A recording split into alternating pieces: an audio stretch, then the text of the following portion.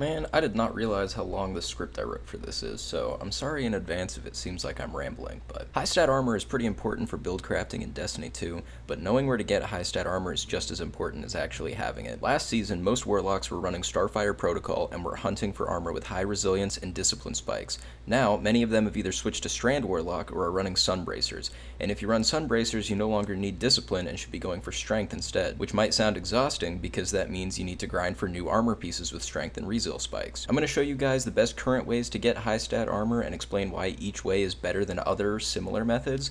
The only thing you need 100% for any of these methods is a ghost shell with access to stat focusing mods. Another thing I would like to add is that while master raids do give high stat armor with specific spikes based on the week, it's not artifice armor and the raids themselves are not fun or worthwhile to run on master, so I will not be including them in this. Speaking of artifice armor though, there is only one dungeon worth farming for that right now, and that's Grasp of Avarice. You can farm this when it's the weekly rotator, and you will need the 30th anniversary expansion for this dungeon, but it is the only one with a farmable boss that gives consistently good armor. Duality is still bugged, and for some reason Bungie decided to fix the Galron bug instead of the armor one, because why waste their time fixing something negatively impacting the game when they can fix the workaround for it instead. Spire isn't worth farming because Percy is not a fun boss and takes longer than Captain Avarok to kill. For non-artifice armor, if you don't have the 30th anniversary expansion pass, the best dungeon is Pit of Heresy. The boss has less than 2 million health and the encounter can be completed in under 2.5 minutes, and it's super easy to farm. You can occasionally get high stat armor by spending your keys in seasonal activities, but I'd highly recommend just grabbing whatever artifact is from the first season of each year. For instance, last year it would have been the Synaptic Spear from Risen, or the Ascendant Scepter from Defiance this year, to passively get a ton of engrams from that season by just completing activities,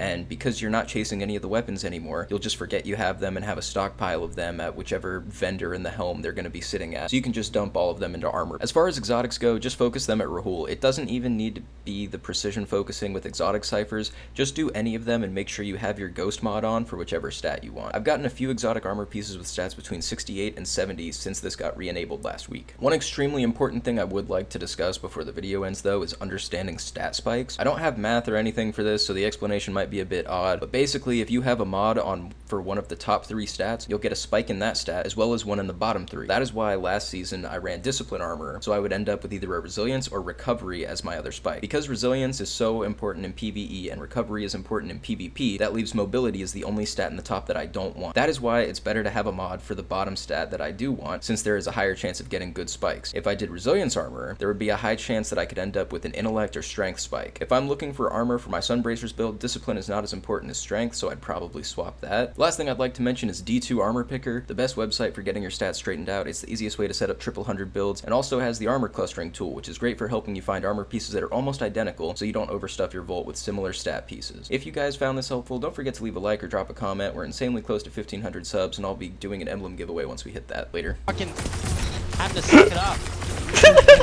This is so stupid. I can't adapt, bro. Fuck! Sorry, Mom. Mom!